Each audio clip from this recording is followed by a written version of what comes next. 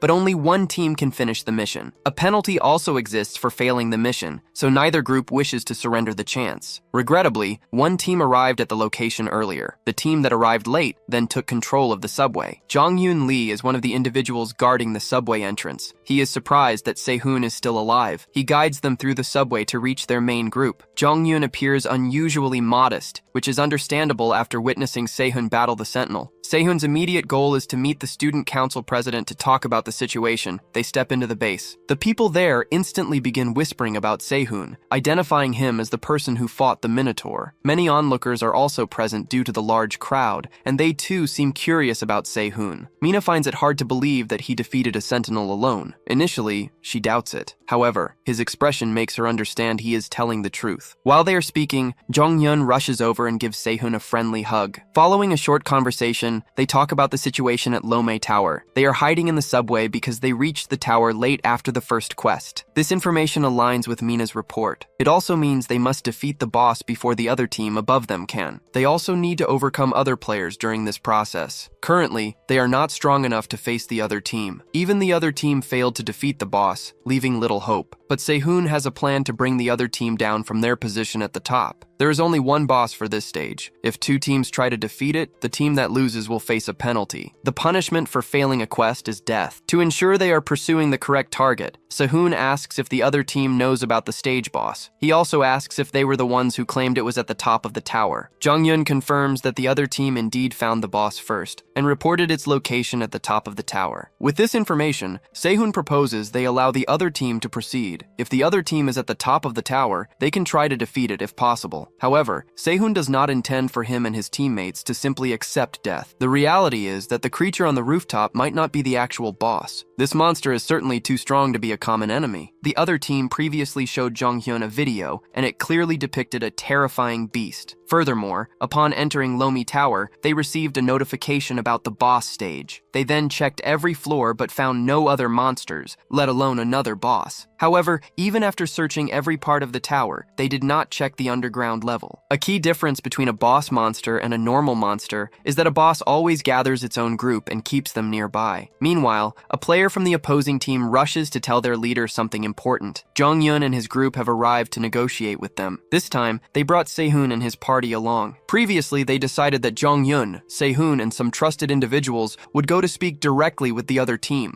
Dong-gwan is one of the people accompanying them. This is strange because he previously did not trust Se-hoon's choices. It is clear from how quickly he switches loyalty for his own benefit that Dong-gwan possesses a clever mind, despite his poor character. Se-hoon then thinks about using Dong-gwan later to help achieve his own aims. Jong-yeon, however, voices his worries about whether it's truly okay to speak with these individuals. He points out that most of them have criminal pasts, and their group includes women and children. During Se-hoon's first time playing the game, many guilds existed in Korea. One guild was especially notable for its power. This was a well-known guild made up of criminals who broke out of prison right after the world changed. This group murdered people easily and would do anything if it helped them. People called them the Sins. The person famous for starting this guild is their leader, Joo-hyun Kim. Joo-hyun Kim is now looking down at Se-hoon and his companions as they arrive to propose an agreement. Jong-yeon begins the discussion discussion and informs them he has a proposal for their group. They had previously talked about how the two teams could not work together. However, Jong-hyun is not there to ask for teamwork. Instead, he wants to suggest that the criminal group proceed to defeat the boss on the rooftop with their permission. Joo-hyun does not require their permission. He intended to fight the boss anyway. Therefore, Jong-hyun holds no power in this negotiation. If he simply lets them fight the boss without resistance, it's like he's giving up and getting ready to die. Jong-hyun explains that his group has no hope of winning against either the criminal group or the boss. So, they believed it would be smarter to wait for the criminals to defeat the boss. After that, they would hope a new boss appears for them to handle. This is clearly a falsehood. It's surprising that the student council president can tell such a lie while looking so sincere. Joo-hyun becomes suspicious, as expected, and warns them that if they are being dishonest, everyone will perish. Still, Jong-hyun keeps lying, even though Joo-hyun gives off a threatening presence to scare them. Se-hyun can identify the special energy of an avatar when he sees it. Joo-hyun must be the avatar of Hades, one of the most powerful gods. Joo-hyun then asks his team members for their thoughts on Jong-hyun. They all agree with the plan, reasoning that if the college students try to oppose them, they would simply be killed regardless. With no one disagreeing, Joo-hyun agrees to their proposal. However, he adds one requirement. The criminals want someone to remain with them as a guarantee. Initially, Jong-hyun attempts to volunteer himself, but then Dong-hun steps forward instead. Because Jong-hyun is the class leader, he should not have to stay there when his team requires him. Joo-hyun, however, is not pleased. He demands that the entire group remain imprisoned. Next, he focuses his attention on Jisoo, who is in the back. He specifically wants her to stay. Then, without anyone provoking him, Joo-hyun charges forward to try and strike her, but Se-hyun easily blocks his blade. The two stand opposite each other for a brief time. Joo-hyun finds it hard to believe that someone would challenge him. Joo-hyun seemed cautious of Jisoo even though he didn't know she was a celestial slayer. He clearly sensed something from her just by being near her. Jong-hyun tried to ask why Joo-hyun would attack one of his teammates, but Joo-hyun completely ignored him. Instead, Joo-hyun walked straight up to Se-hyun, and the two stood facing each other. The other criminals began yelling, hoping to scare the group. However, Se-hyun did not back down. He told Joo-hyun to accept their offer if the criminals did not want to fight them. Joo-hyun realized Se-hyun was not an ordinary person. He then told his group to be quiet for a moment. Joo-hyun's main problem was not Se-hyun, however. He felt a shiver run down his back because of the aura from the woman standing beside Se-hyun. Jisoo's intense stare made the criminal boss freeze in fear. He could only describe her power as something like a man eating flour. The other criminals kept telling Joo-hyun to fight, but Joo-hyun was completely frozen with fear. He could barely breathe while looking at Jisoo. Se-hyun put a hand on Jisoo's shoulder to stop her from releasing the paralyzing aura. She then finally calmed down. She had been very angry because of how Joo-hyun spoke to our MC. This made her unable to control herself. It was a relatively small aura for a celestial slayer. Still, it was enough to completely paralyze the criminal boss. Joo-hyun might be a psycho, but he could not compare to a celestial slayer. Once the aura was gone, Joo-hyun could finally move again. He then shakily accepted their terms for only one person to stay with them. As they had agreed before, that person would be Dong-won. The group turned to leave. Joo-hyun was left feeling angry that they had dared to do this to him. He swore he would finish the quest and make sure all of them died. They returned to the subway and regrouped. Hyung-yoon had been a bit worried near the end, but thankfully, everyone got out safely. Dong-won chose to stay voluntarily, so there was no need to worry about him. For now, they needed to focus on getting ready to face the actual boss. Se-hyun led them back to the safe zone from before. He then introduced them all to the item shop he had shown Jisoo and Mina earlier. Just like Jisoo and Mina, the group had no idea such a shop existed. They then took many items and weapons from the shop. As the group armed themselves, Hyung-yoon asked Se-hyun if the other team would truly leave them alone after they killed the boss. There was no way the other team would do that, as they had all been so eager to kill them earlier. For now, Se-hyun assured them they did not need to worry about it. However, he refused to explain why. There would be no after for the group once Se-hyun was done with them. Se-hyun left the group to make a phone call. As he was finishing up, Jisoo quietly approached him without being noticed. She had a strange way of moving without giving off any presence. Se-hyun was still not used to this. He did not tell her who he was talking to on the phone. Instead, he showed her the new items he got from the item shop. He has a sharp spear and training bracelets. These bracelets have adjustable weight settings. These items are for his future plans. He does not want to explain what he plans to do. The two start heading back to the group. Jisoo then asks Se-hyun when he chose to learn how to use a spear. He cannot tell her he learned it in his past life. Instead, he says he practiced a bit before the game began. In his previous life, he was not skilled with any weapons. All the weapons he used were just average. However, talent was not needed for him to win and survive. He was the one who outlived everyone else and survived survived until humanity's end. Now, he intends to become the strongest person in the world, no matter what it takes. They meet up with Young-Yun again. Young-Yun bought some good gear using points from their first quest. Young-Yun also appears to have become an avatar. Given Young-Yun's character, his god is likely not evil. Only time will show the truth. For now, he can only observe what unfolds. Everyone is now ready with their gear. It is time for them to go and fight the boss. Before they leave, Sehun tells them that he and Jisoo will move separately. He gives Hyung-Yun the spear he just bought. This spear is covered in orichalcum. He tells Hyung-Yun to place the spear in the middle of the room when they reach the boss area. The orichalcum will make it easy to push the spear into the ground. They just need to ensure the tip points upwards. He then tells Hyung-Yun that he will send a signal to their phones when the moment is right.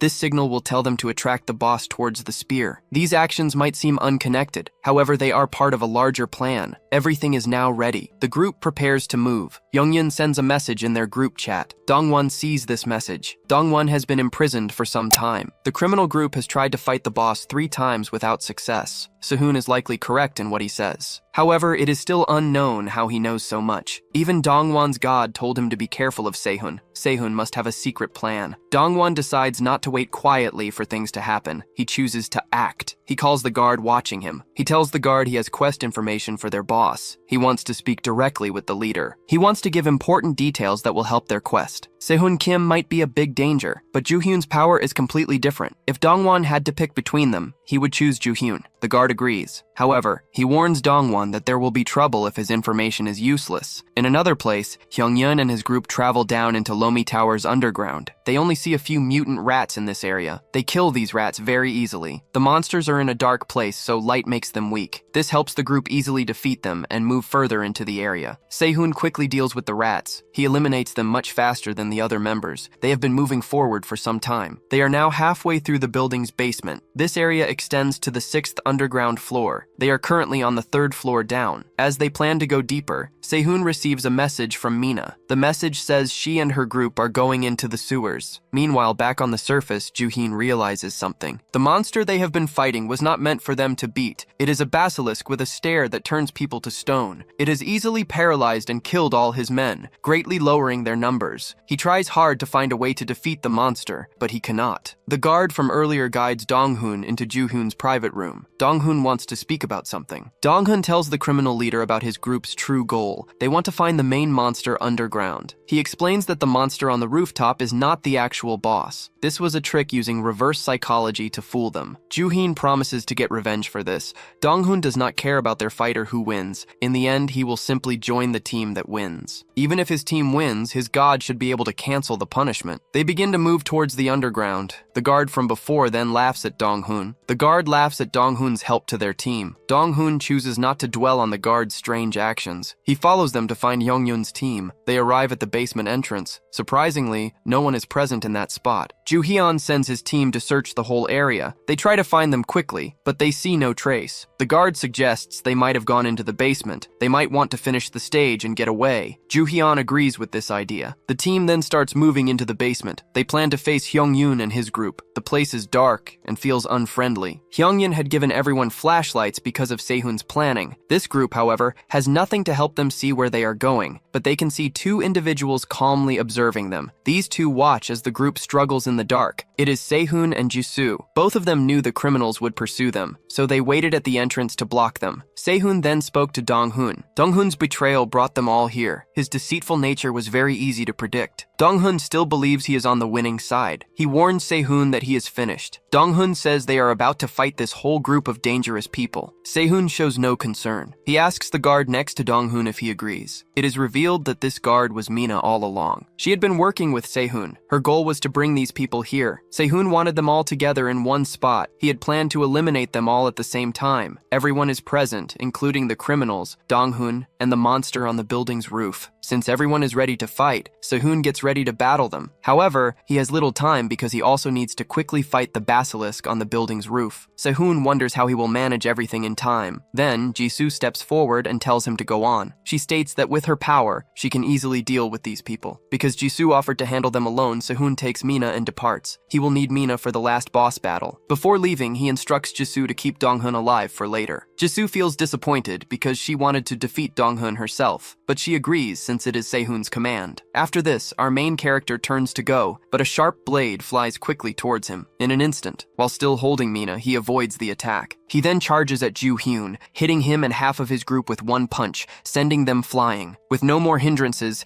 he turns to depart once more, letting Jisoo handle the fight. He observes a change in her character, but he cannot identify what it is. Even so, he chooses to let her manage everything for the moment. Ju-hyun begins to get up from the floor. He then commands his followers to stop waiting and start attacking. He thinks it is only one girl against many criminals. The first person who runs towards her quickly learns not to judge by appearances. She uses her weapon to slice his body in half, ending his life before he can even strike. Jisoo tells everyone that no one will leave this place without her approval. She then gets ready for the next attack. Ju-hyun sees in her eyes that she views them like insects, as if she looks down on them greatly. He again orders his men to attack her quickly, and they all rush forward with their weapons. However, Jisoo worries more about how much blood she might accidentally spill on the floor. The first man who tries to strike has his head crushed before he can even connect a blow. The person behind him does not even have time to understand what occurred. Jisoo then quickly moves and defeats him with a strong uppercut. Another man uses her unseen side to stab her from the back. She ignores the attack as if it is nothing. She then punches him on the forehead, ending his life right away. The stab wound heals itself immediately. Because of her Celestial Slayer powers, seeing her own blood begins to make her even more powerful than before. At the same time, 3 other men attempt to attack her together. She easily avoids all their strikes. She then defeats each one of them with a single hit before they can even respond. Jisoo's fierce attack carries on. She easily eliminates all the men with single accurate blows, and no one manages to hit her. At least 30 enemies are fighting together. She easily overpowers them without showing any effort. Ju-hyun watches all of this in disbelief. However, he still thinks he can defeat her. He believes he is stronger and bigger than her, so he should be able to regain control of the battle. Jisoo finally looks at Ju-hyun. She throws the extendable part of her mace at him. Ju-hyun blocks the hit by grabbing a teammate and using him as a human shield. Now, he needs to show why he is a chosen avatar of Hades, the god of death. He activates a special power from his god called Death Sentence. This power lets his attacks instantly kill an enemy with one hit for a minute. His weapon fills with energy as he uses the attack. He feels certain he can defeat her and end this fight. As he gets ready to attack, Jisoo looks at him for a very short moment. His head suddenly separates from his body. In that brief moment, she noticed him. She killed him right away without thinking twice. Even with his confidence, he could not make any impact in fighting her. Meanwhile, Sehun and Mina hurry towards the top of the tower. Mina still worries about leaving Jisoo behind, but Sehun feels mostly sure that Jisoo can handle herself. He seemed strong on the outside, but he actually has only one strong power. This power takes a long time to use. For now, they should focus more on Sehun's plan involving the basilisk. Mina does not think our main character should fight something that many men have already failed to defeat. Sehun himself is not fully sure they can win. That is why he brought Mina as his secret weapon. Her power to transform might be her only ability, but that is exactly what he needs from her. After a few more minutes of climbing, the two reach the top floor. It is time to face the final boss. He tells her to transform into a certain animal. This transformation must happen. After she transforms, they will enter. This will be difficult for her, but Sehun promises to give her 2,000 points worth of equipment later if she does what he asks. With the promise of points, Mina is much more ready to transform for Sehun. She changes into a weasel. She still does not know how that will help him. All the preparations are now done. Sehun opens the door to the boss room. They can finally begin the final battle. The room is messy and full of statues of people. They were turned to stone while trying to get away. This is what the basilisk's gaze does, turning things to stone. They have successfully entered and did not die right away. Now it is time for Mina to go in and find the boss. However, that will not be needed. The creature is so large that she did not have to look hard to see it. The huge monster fills the room. It is as scary as it is big. It is clearly the guardian of this stage. This means it was a monster never meant to be defeated. As he gets closer to the monster, it wakes up. It introduces itself as Orga. It politely tells Sehun that he will live if he leaves quietly and without making much noise. Sehun does not plan to go back now, even though things are not in his favor. This guardian is a named boss. Unlike the Minotaur from the first stage, it has been made to be impossible to defeat. The main issue with fighting a creature like Orga is its gaze that turns things to stone. When it opens its eyes, it changes everything it looks at into stone. This is normally what happens, but Sehun has a plan using his secret weapon, Mina. It is her moment to act, and he tells the girl, who is still shaped like a weasel, to go and attempt to fight the boss, just as he instructed her before. She tries to refuse, so he grabs her stomach and throws her towards the creature. Orga opens its eyes to see her. Sehun uses this chance while Orga is busy to run in and try to cause some harm. The monster used its stone-turning gaze on Mina, so it needs time to recharge before it can attack once more. During that period, Sehun plans to target its eyes while it is busy. He throws his sword at the monster's head, hitting it directly in the eye. He hides behind a wall. Sadly, it seems a regular sword is not strong enough to hurt a sentinel. Now Orga focuses on Sehun. Mina uses this chance to run towards Orga and try to attack too. Its stone-turning gaze hit her directly. However, old stories say that the basilisk is weak against weasels. So, as long as Mina stays in that shape, the creature's stone-turning gaze cannot harm her. This makes things a bit simpler, but a weasel is not strong enough to fight a huge monster. Still, Mina manages to live through its attacks. She quickly climbs up its body before it can crush her. Orga tries its stone-turning gaze again, but it still has no effect on Mina as she keeps it busy. While the two are fighting each other, Sehun uses the chance to run under the creature and try to start another attack. Orga sees his efforts and tries to block him with its massive body. This gives Mina just enough time to climb up to its eye and hit it. The basilisk yells in pain as Mina's attack blinds its eye. This stops it from being able to use its stone-turning gaze power, which will make the fight much simpler. Even though things should be simpler, it is not over yet for Sehun. Even one scratch from the basilisk would be deadly. However, because of its size, its attacks are simple to see and avoid. The monster keeps attacking. Sehun then gets a message on his phone. He has finished delaying, and it is now time for the last part of his plan to begin. He moves away from Mina for a moment. The two spread out across the room while the monster keeps attacking Sehun. After a bit more fighting, the monster finally manages to hit Sehun with an attack he cannot properly avoid. Then it gets ready to deliver the final strike. Just before it can hit, Sehun snaps his fingers. This is the sign for Mina to rejoin the fight. She changes into a chicken and shouts as loudly as she can. This makes the basilisk scream back in pain. Just like with the weasel, the basilisk is also strangely weak to the sound of a chicken's cry. Sehun goes on the attack and uses his small knife to try and hit the creature. However, his attacks do not even make a mark on its tough outer skin. He cannot hurt it, but the hits he has made so far are enough to make it much weaker. However, the situation is becoming risky, and Sehun must try hard to end this quickly. The plans and weak points he found are not enough to close the power difference between them. The monster comes nearer to our main character, believing it can end the fight fast since Sehun has no more hidden moves. Cyan sees the basilisk has moved exactly where he planned and attempts to distract it by speaking further. He says the difference in their strength is too great, and he understood from the start that he could not win. That is why he needed to think carefully about how to defeat the basilisk. In his past life, he often fought against unbeatable enemies because he had faced such situations many times. To beat an enemy stronger than him in all aspects, he does not require divine power or incredible statistics or other elements that make other players extremely powerful. He requires experience and patience,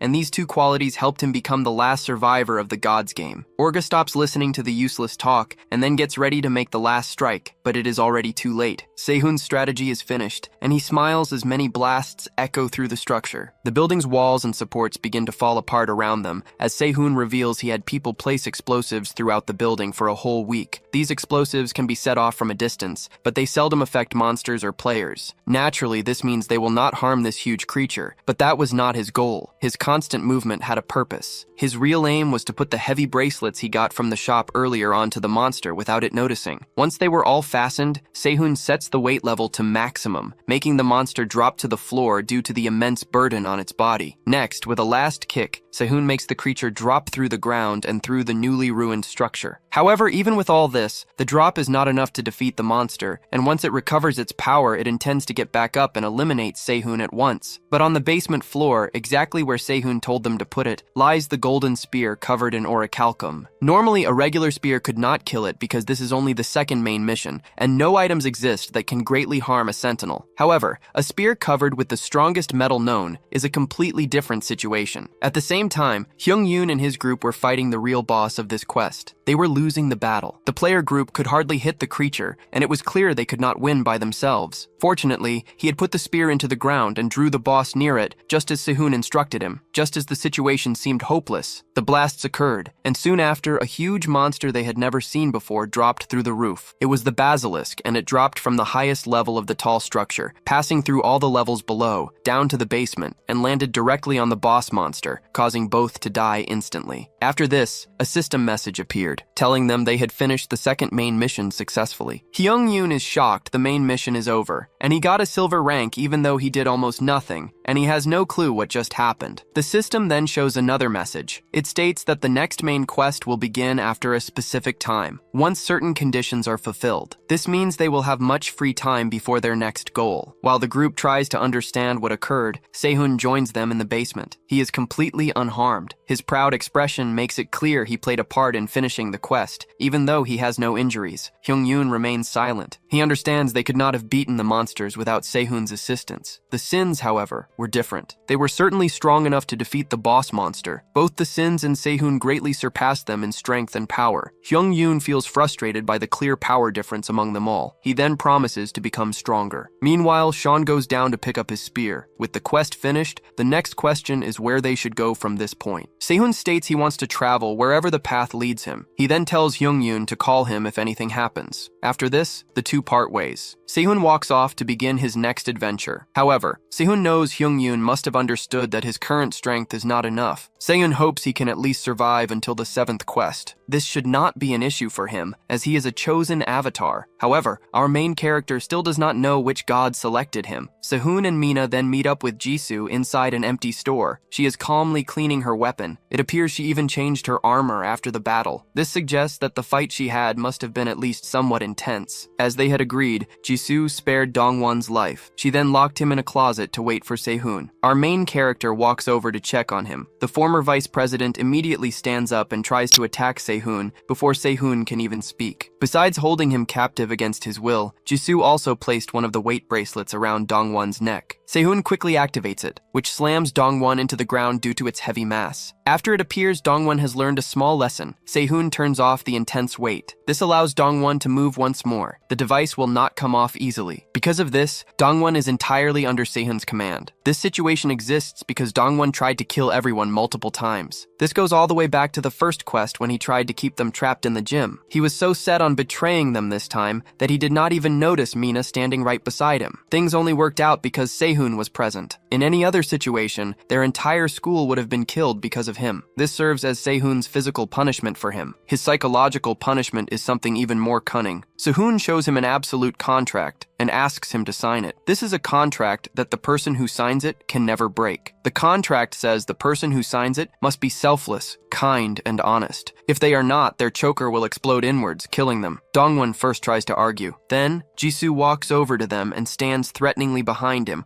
holding her weapon. This makes it clear that he cannot refuse. Dongwon quickly signs the contract. Right after signing, he turns and tries to leave very fast to get away from Jisoo. He can now go anywhere he wants. This is because Sehun can track him everywhere he goes, thanks to the bracelet. Because of this, Dongwon must now obey Sehun no matter what. He would die right away if he ever went against any of Sehun's commands. Sehun walks over to Jisoo. She is checking the results of her most recent quest. She reached gold tier again. She also must have received many points because of the rewards shared among party members. They are now finished with their important quests. So, it is time for them to decide where to go next. Jisoo has a place she needs to visit. Because of this, they must travel separately for now. Since they are party members, they will easily be able to find each other's location. They can then meet up again later. With this plan, the two decide to split up. Jisoo can then go on her own personal quest. The only person left to reward is Mina. She was the most helpful during their quest. Sehun decides to give her a prize for all she has done for him. Mina gets excited, thinking it might be something strong. Sehun reaches into his inventory. He pulls out a stealth ring. This ring will let the person wearing it hide themselves fully. It is a B rank item. It is also very rare. This item is so good that Mina almost hesitates to take it from Sehun. Jisoo looks at Mina with envy for a moment. Sehun then tells Jisoo that he will get her something next time too. They have now finished all their shared tasks. It is time for each of them to start their own personal quests. Sehun keeps walking along the empty roads without Jisoo. He then notices many more observers around him than normal. This is normal though after what he managed to do during the second quest. He is more worried that Mina is following him. He does not need her help for anything anymore. Also, her observer is the worst one of all. This will not make much of a difference anyway. The gods should already know about his presence. The question remains, why is Mina following him? She can tell that he is quite strong, so she has decided to stay with him a bit longer to see if she can gain anything from it. She is very honest about what she wants. This is much better than Dongguan's sneaky methods. She also plans to help him. This way, it does not seem like she is just using his power. As the two keep walking, they approach a group of unfriendly people. These people seem to be guarding an entrance to a dungeon. Sehun raises his hands to surrender. He then turns to leave. This confuses Mina, because it seemed like he wanted to clear that dungeon. He plans to enter the dungeon using his own methods.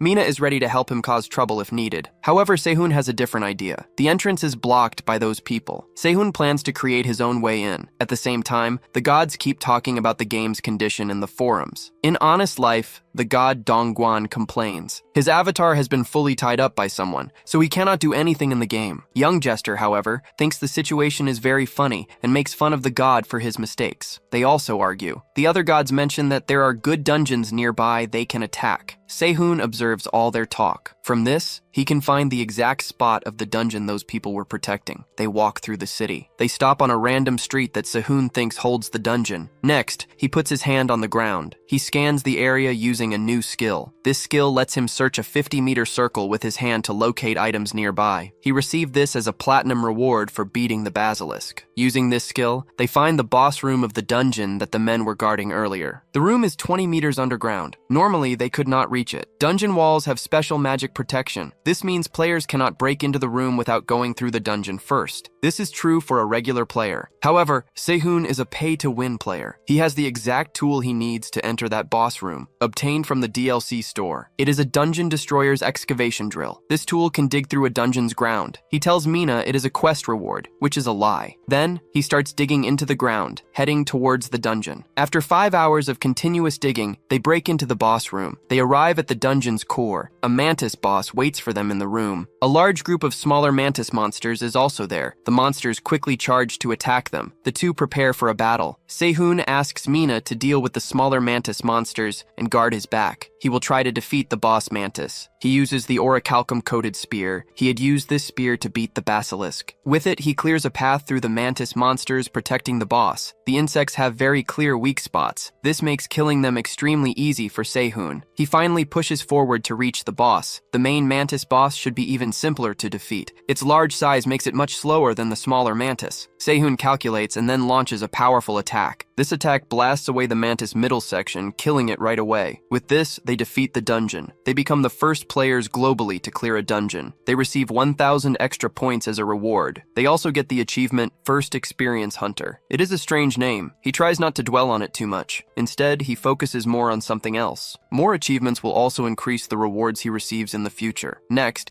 he checks the rewards from the mantis boss. He obtains an F-level magic stone. He also gets an E-rank skill named Precise Strike. These are not the best rewards. However, they are better than having nothing. These rewards are only what the boss dropped. The remaining dungeon rewards are hidden in the corner. There is a lot of loot and gold. This can be sold in the store for many points. Sehun and Mina pack up all their items, then they leave. Around 4 days pass. The original group exploring the dungeon reaches the boss room. They feel thrilled to potentially be the first in the world to clear a dungeon. After nearly a week of battling countless insect swarms, they expect to collect their rewards. They open the boss room door. They find a completely empty room. It contains decaying bodies and a strange hole in the ceiling. Also, writing on the wall makes fun of the adventurers for arriving too late. Sometime later, Sehun accesses the god's chat forum. He finds himself in the middle of an argument. Young Jester appears very happy with herself. The other god was likely connected to the group whose dungeon was taken. They seem to be enjoying themselves greatly. Sehun chooses this moment to offer more bait. He informs the gods present that he discovered a good dungeon dungeon nearby. This gets their attention. Next, he displays a map. A marker on it points to the Seoul National University of Education station. He then states that a C-rank item should be in that location. Young Jester confirms his claims are true, as he has provided useful information multiple times before. However, the other gods are not as trusting. One god even demands Sehun reveal his true identity. Fortunately for Sehun, a forum rule protects those who wish to stay anonymous. Having this new information, the group begins to gather their avatars. They prepare to go to the dungeon, believing Sehun's statements. Because of this, all avatars in the area will gather in a single location. Even young Jester tells Mina to go to the university, but Sehun refuses. His memories confirm that high-ranking items exist there, but they serve no real purpose. The items are only useful as bait. Instead, Sehun wants them to complete the next quest. This third quest has no time limit. However, Sehun wants to finish it before the fourth main quest appears. This way, they will not miss the rewards from the third quest. Sehun wants to get an ability first. He mutters to himself that he needs a constellation. He does not immediately tell Mina about this. They head over to another nearby dungeon. This time, Sehun cannot simply dig into the boss room as he did previously. This dungeon is much deeper than the last one. Therefore, they must enter the dungeon through its main entrance and clear it in the usual way. He hands Mina a scarf. This scarf can block ranged attacks. Then, they both go into the dungeon. Mina immediately notices how quiet it is. It feels almost unbelievable that this location is a dungeon. The dungeon is also dark, making it very difficult for them to see. They keep walking through the dungeon. After some time, they feel like they have been moving in circles. Sehun already knew about this. There is a reason they have been walking in circles. This reason will soon become clear to them. A strong gust of air moves through the narrow subway area. Something then moves directly towards Mina. Luckily, the scarf Sehun gave her proves useful. It blocks the attack before it can hit her. The scarf is an item known as the Cloth of Protection. It is guaranteed to block 5 ranged attacks. The item will break apart once it has been completely used. Because of that hit, Mina now has only 4 protections remaining, so they must be very careful. The arrow that attempted to strike Mina shows that Sehun arrived at the correct spot. Sehun quickly checks the online forums and sees that other players are facing the same issue.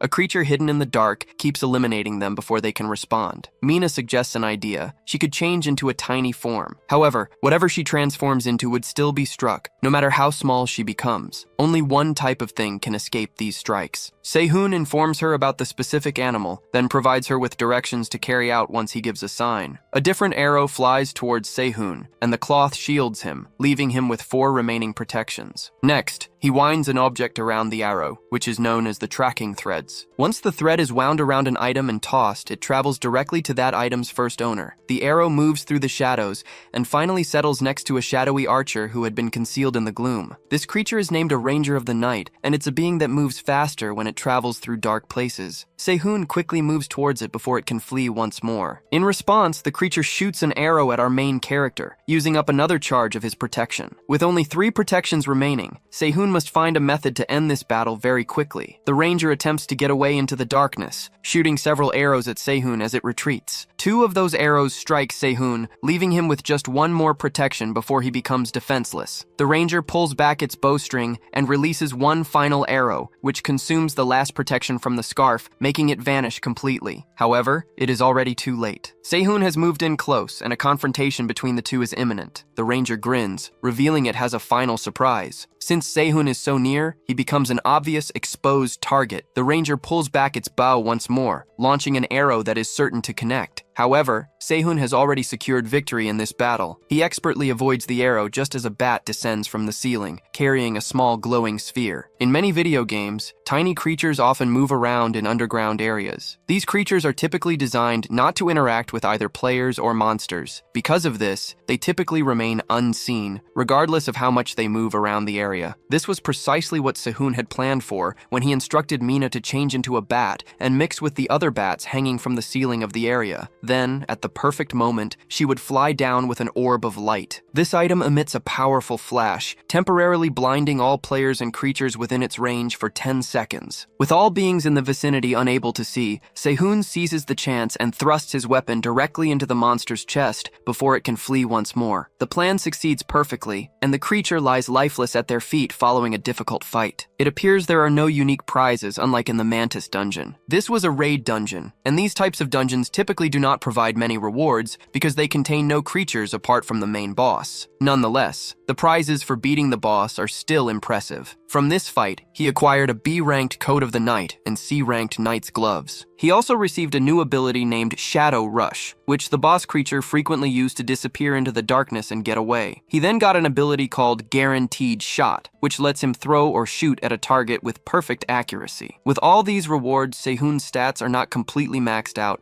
and he has a huge number of powers. Right now, he should be the most powerful player globally, but it's still not enough to beat his goal for his next mission. Finishing the next main quest won't be a problem, but his goal is full game completion. He also has a special package from his first game run, which he will get after finishing the main mission. After he uses it and recovers his previous powers, he will be able to defeat that monster in the third quest. His next goal is the giant crow that ruined his previous game run. At the same time, another team member is in a different part of the city. Jisoo presses the doorbell at her old house. Many creatures blocked her path to this place, but none of them caused her much trouble. After knocking a few more times, Jisoo has to use her immense power to force the door open. Inside, she finds more creatures, but they are more bothersome than dangerous to her. She quickly defeats them all in moments, squashing some with her hands as if they were small insects. Further inside the house, she eventually locates one of the people she sought. Her father is on the floor in a puddle of his blood, clearly dead for a while. Jisoo pauses to weep for her deceased parent, but a phone on the table starts ringing, stopping her tears. She nervously answers the phone, and her mother is on the line. Meanwhile, Se-hoon and Mina reach their next mission spot, but it's different from what they thought. It's a theme park named Loam World, and even with the destruction happening everywhere, the employees welcome them with smiles, acting like everything is normal. It seems like the creatures avoided this area during their attack. The damaged environment clearly shows that monsters were here not long ago. It's odd, and they can't explain the strange feeling of the theme park. Mina chooses to ask the employee directly about the situation, but the woman simply says they can go into Loam World and explore. The location is obviously suspicious, but Se-hoon proceeds to go inside anyway. Their next mission is inside, so they must go in. The air feels too clean, and the workers are clearly human, but they are not creatures or players. These unsettling details must be for the crow's cruel and twisted amusement. It seems the employees are made to stay here unwillingly. Even with their friendly smiles, it's obvious they are all scared of something, and they are only working to keep themselves safe. As they keep walking through the theme park, the next mission appears. Mina's mission seems quite simple, but Se-hoon's mission is not what he recalled from his previous life. In his past life, Se-hoon's quest was a D-rank mission. However, this time, he received a C-rank difficulty. Mina's quest involves collecting 5 stamps, which is the same one Se-hoon had in his previous life. His current quest is much more challenging than hers. Only 2 entities have the power to directly change his quest, the Game Master and the system. If the GM had changed his quest, the GM would have appeared to Se-hoon. Therefore, this change must be the system's doing. Se-hoon thinks this is fair because he has now defeated 2 sentinels and has become well known in the game. Mina observes his unhappy look and asks what is wrong. However, he does not tell her about his problem. He pauses to gather his thoughts and tries to focus on the good aspects. At least this clearly shows that his actions are gradually altering the future, just as he intended. The two keep walking around the park. Se-hoon then asks Mina if she knows a game called Roller Coaster Typhoon. He explains it is a game about running an amusement park, and Mina has heard of it. He then tells her to imagine they are inside that game, where everything in the park is controlled by the manager. Because of this, the manager can do anything, such as cutting roller coaster tracks in midair, causing all the rides to crash to the ground. Sales do not matter to them. They only want to see people suffer. This is the mindset behind how this park is being operated, controlled by the crow constellation Keras. Of course, Se-hoon cannot tell Mina this directly because he is not supposed to have this information yet. However, his words are quite clear based on how the park is being managed. They are forcing civilians to work as employees, and they are clearly not taking care of the people here. None of the players know about the constellations yet, so he cannot directly explain it to her. There are many powerful monsters in the world. These include simple mobs and boss monsters. After them are the sentinels, who are the highest type of monsters. Sentinels are usually not meant to be beaten. However, constellations exist on a completely different level compared to them. Their difference is not just in their power, but in their very nature. Constellations are a completely distinct group of beings. The one controlling this park is one of these constellations, named Keras. Keras is a low-level constellation, but it still possesses divinity, which makes it very strong. Normally, it would be too soon for constellations to appear. However, Keras is an exception. Its constellation level is low enough that it can show up if its divinity is slightly reduced. It used this loophole to enter the game much earlier than it should have been able able to.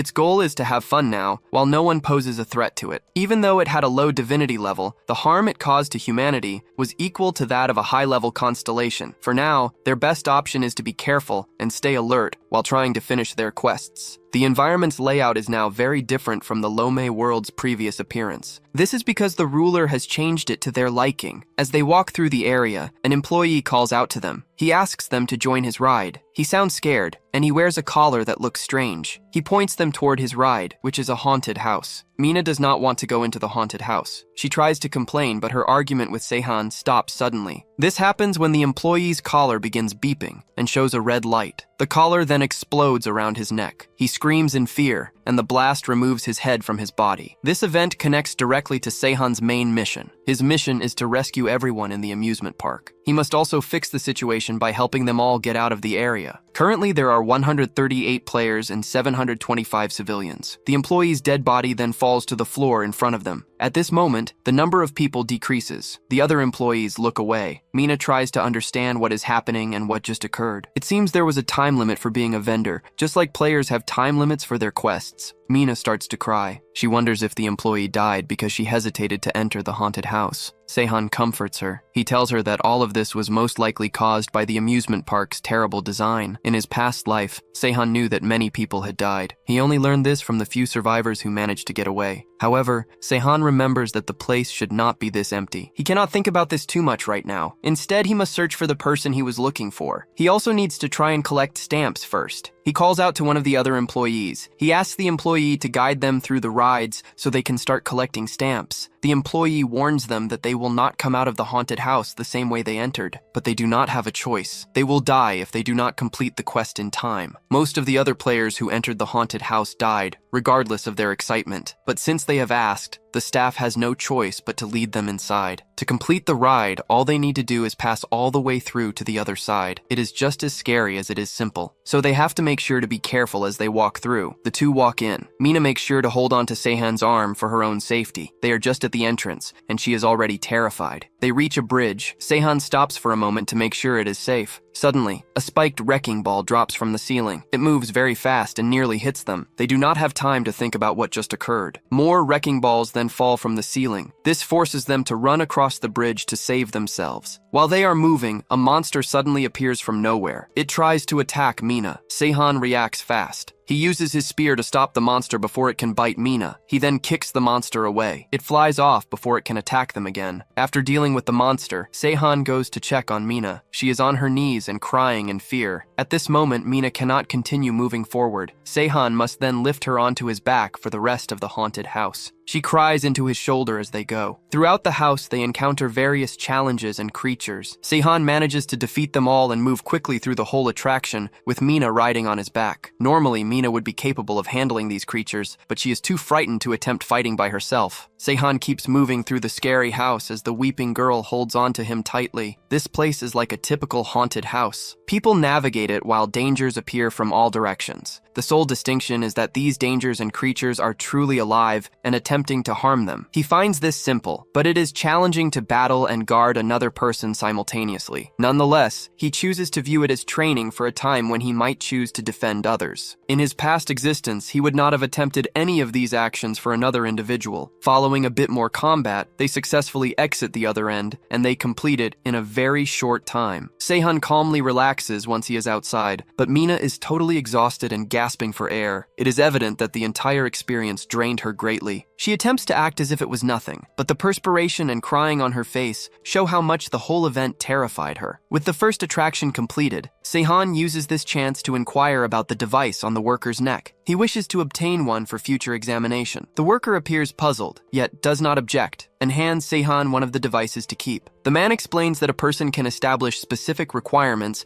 that will cause the device to explode from a distance. To verify his idea, he covers the device in orichalcum. He throws the device far away so the blast does not harm them. Then he triggers the device, and precisely as described, it detonates at his command. Surprisingly, despite the explosion, the device appears undamaged. This is because the internal blast of the device lacks the power to break its outer layer. Once he takes off the orichalcum, they observe that the real device is utterly ruined. Through this small experiment, Sihan has found a method to assist the other individuals in the park. Mina had never considered him to be a compassionate person, and she questioned him directly about what led to his shift in behavior. This brings back recollections of a man from his previous existence who once battled to safeguard everyone he met and never deserted those requiring his aid. Our main character could not become like that in his former life, even though that man had also rescued him. Now he aims to improve himself, but they cannot simply free the park's employees. Even if they remove the neck devices, it remains unsafe for the staff to wander the area. At present, it will be safer for them to follow the system's demands until it concludes. The most effective action for both of them is to keep collecting data as they experience more attractions. Mina is eager to try more attractions in the amusement park because, apart from the scary house, she feels certain she can handle all of them. Much later in the day, they finish going on all the rides. Then, Mina realizes her earlier thoughts were very wrong. This place is clearly not a regular amusement park, and the rides certainly show that. The rides are more like deadly traps than anything else. The two of them barely escaped with their lives. The roller coasters had no safety bars, and creatures flew in from the sky. Giant monsters also waited at the end of the water slide. The gyro drop lacked proper brakes, so they nearly fell to their deaths. Compared to all the danger on the other rides, the haunted house seemed like a small, harmless attraction. They have collected 4 stamps, which means they only need 1 more to finish the quest. However, it is already too late for them. The park is closing down, so they will not be able to get the last stamp in time. The sky grows dark, and evening arrives as the park shuts down for the night. Music begins to play throughout the area. It looks like some kind of evening event is about to start. The two of them hide in the bushes. Monsters then parade through the streets, screaming and laughing happily. Seihan covers Mina's eyes because it does not seem like something a young person should see. The monsters are parading with humans who are being tormented. It looks like the monsters are enjoying making these people suffer. They also have a dead player in the parade. This means the evening show is purely for their cruel enjoyment. Seihan decides they have seen enough of the parade. It is time to go somewhere safe. The monsters are moving around the park. Meanwhile, employees are inside the buildings and attractions. Because of this, the places for players to hide are very few. Seihan remembers survivors from his past life telling him about a large safari area in the park. The past survivors said that the people trapped in the area always took shelter there from their first to third main quest. This would usually never happen. Karis, the crow constellation, must have gotten involved. He either made a deal with the GM or found a way around the system. Whatever his plan is, Seihan intends to discover it as soon as he can. They arrive at the safe zone. Some people are standing guard in front of the area. Mina asks if they can enter. The guards notice that she has 4 stamps. They recognize their power and immediately allow them inside. Even the leader of the camp only has 3 stamps. This means Mina and Seihan are already more respected than everyone else there. The guard leads them to an empty spot for them to rest. Then he leaves to tell the leader about their arrival. The guard says that about 200 people are gathered there, including both players and regular people. Among this large group, Seihan quickly sees the people he was searching for. He also spots the person he absolutely needed to contact. This person is a man chosen by Hephaestus, one of the most important gods of Olympus. This person is Su Song, the only avatar of Hephaestus. In his previous life, he was a very well-known player globally. He could create weapons that always sold for high amounts at the auction house. All the best players owned gear he had crafted. It was fair to say that humanity survived longer in the god's game thanks to Su's items. However, the person Seihan found is not the Su Song he remembers. The man Seihan knew would never lose hope, even in tough situations. But the young person sitting with his head down has clearly given up. The individual next to Seo must be his older brother, who died during the 3rd quest in Seihan's past life. Seihan quickly walks over to them with Mina to introduce themselves. Seihan manages to sit down with them. Seo's brother is very pleased to have them nearby. It seems everyone else has been staying away from them. Seihan observes that Seo's brother appears to be blind because his eyes remain shut, and he seems unable to see. Seihan does not recall this detail from his past life. Even so, with everyone seated, Seihan offers to make simple introductions. Seo's brother introduces himself as Changu Song, and they all politely share their names. While they talk, Seihan notices Mina is unusually well behaved. It seems she is only rude when she is with him and Jisoo. After introductions are finished, Sehun hopes they can all get along. However, something has been bothering him since they first met. Chung appears to be a regular player, and his sword looks quite ordinary, but there is something unique about the sword. Chung confirms he is quite skilled with a sword, even though it now serves as a walking stick since he lost his sight. Hearing about his brother's blindness makes Seo sad, and he moves away from the group to rest. It seems the young person has become very sensitive recently. Sehun promises not to ask about personal things again. Given the general feeling of the settlement, it is not strange for Seo to be cautious around new people. Chung explains they barely escaped from a monster that was pursuing them. This monster is not Keras, as Sehun first believed. It is a sentinel that controls the area, and its name is Chalwung. This is odd to Sehun because there should be no other sentinel in this area except Orga the Basilisk, whom he killed. It appears the system has made many changes to recognize Sehun, who has become quite famous. The world is basically split up and managed by the GMs. However, they are not the most powerful beings in the game. Above them, the system controls and upholds the game's general rules. The recent changes in the story must be due to the system. The system manages sentinels and hidden monsters. Its many changes show that Sehun has attracted unwanted notice. Sehun will not give up, and he is prepared for any world changes. For now, he decides not to think about this, and instead focus on his plans for tomorrow. He plans to start by collecting more information and moving forward carefully. Meanwhile, Mina is sleeping very well, even in the new place. Sehun watches her sleep. Then, a sudden noise makes him look towards someone secretly leaving the group. It is Chung. He appears to be leaving the settlement late at night. He stops at the gate. The guards ask him questions. He tells them he only needs to go out for a short time. The guards hesitate to let him pass because of his eyesight. Chung promises them he knows the area well and will be safe alone. Sehun watches Chung leave. He sees that the Universal Observer is following Chung. Sehun thinks there is no reason for the Observer to follow him if he was just going to the restroom. Something strange is happening. Sehun chooses to return to the Gods Forum to learn more. He meets young Jester. She seems pleased to see him again. She has seen him in the chat room often lately. Everyone likes the helpful information he shares. Sehun directly asks her if he can use her observer to watch something. Gods usually have their own observers. Sehun lies and says the Universal Observer has poor picture quality at night. He explains he wants to use her private observer instead. His explanation sounds believable. It is known that gods do not receive personal observers unless they have picked an avatar. Sehun also lies that he has tried to select a player. He says players keep refusing his offer. So he wants to use the observer to watch that player. The player he indicates is himself. Young Jester reveals that many gods have tried to choose him. However, he keeps turning them all down. She has been watching him since he started traveling with her avatar. She adds that if she did not have Mina, she would have tried to choose him too. Sehun tries to ignore her comments. He asks to use her observer once more. Her avatar is sleeping, so she has no reason to deny his request. Her only rule is that he must share information with her first from now on. Sehun agrees. Young Jester gets ready to focus the observer for him. He tells her he wants to check on a player who just left the settlement. He says there is something strange about that player. He uses the observer to follow Changu. He finds Changu walking into the empty forest. Changu stops in the middle of an open space. A large, glowing white bird flies down from the sky. It lands on a tree in front of Changu. As soon as the bird lands, Changu kneels down. He gets ready to give a report of recent events. This surprises Sehun. The two talk. Sehun notices the bird's voice is not Keras's, so it must be Chilwung, the sentinel Changu mentioned earlier. The bird instructs Changu to watch Sehun and Mina carefully. It tells him to report if any players nearby try to do anything. The bird then flies away, leaving Changu by himself in the empty area. Sehun saw many people lie and fake things in his first game, so he knows Changu is truly serious at this moment. Even young Jester can hardly believe this wild turn of events. A friend is actually a spy for the creatures. She asks Sehun how he knew this would occur, but he stays very quiet about it. In his thoughts, he tries to figure out why Changu would act this way. In his past life, Shu always spoke highly of his brother, saying he was a kind person who would give himself up to help others until the very end. Sehun has a thought about what is happening, but he does not investigate it right away. Instead, he shuts down the forums and waits until the next day. The more important job is gathering details from people in the town. From what he learns, the current situation seems similar to what he recalls from his past game. The only new thing is the monster named Chal Wung. It is a rare kind of monster called a Bulgasari, a creature from Korean stories that eats metal. It moves slowly, but it possesses amazing strength, and its body is as tough as metal. A Bulgasari can grow stronger and tougher based on how much metal it has eaten. Therefore, Sehun's attacks would not work well against it in a battle. Even worse, a creature like that follows Karas's orders. While he tries to organize his thoughts, Mina appears and asks him what he is doing. It would be better not to include her in this, so he brushes off her worries, but she already knows exactly what he plans to do.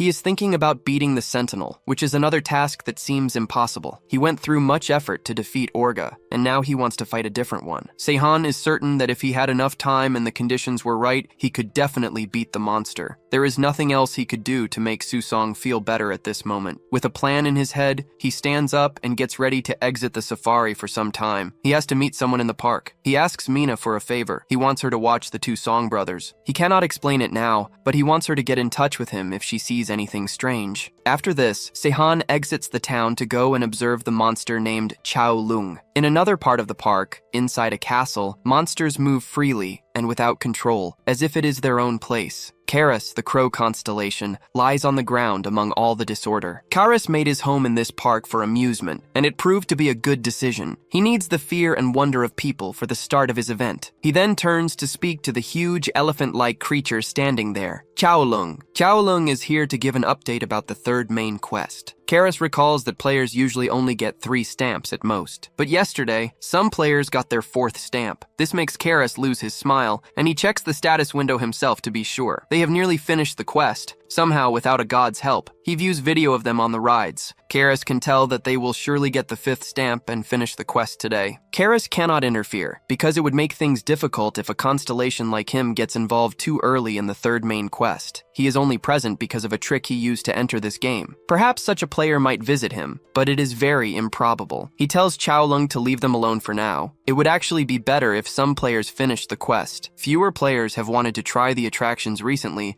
because they are so hard. If 2 players successfully finish the quest and get out of the amusement park, that would encourage others to try. This would then lead to more deaths from the rides. After giving his report, Chaolung chooses to let Karis enjoy himself and then goes out on his patrol. Chaolung is surprisingly hardworking, even though Karis once thought he was foolish when they first met. It is uncommon for a sentinel to be put into the game, and even Arcadis did not seem to grasp why. Chaolung goes out on his patrol, hoping to crush more people today than he did yesterday. Outside, Sehun waits in a place he heard as part of Chaolung's patrol route. The ground begins to shake as the huge monster slowly moves towards Sehun. The monster seems confused why a human is waiting for it without fear. The monster shows almost no reaction. Instead, Chaolung lifts his hand to kill Sehun right away. Because it follows Karis's orders, its thoughts are clearly very simple. It only wants to see players run away in fear. Sehun gets ready to fight. The beast's huge hand crashes down onto the ground, sending pieces of debris into the sky. Sehun uses those flying pieces as platforms to leap into the air. He then comes face to face with the sentinel. When he is close enough, he attacks with his sword. However, the skin is very tough. Even a sword covered in orichalcum could not harm it. Chaolung must have eaten some metal during his patrol. Even though it looks big, this beast is surprisingly careful. Chaelwoon feels surprised because Sehun managed to avoid its strike. Even though it wasn't a full power attack, Chaelwoon didn't expect to find a player skilled enough to keep fighting. Sehun then charges at it again. He pulls his sword across its body without speaking. Chaelwoon worries more about Sehun's quiet nature. However,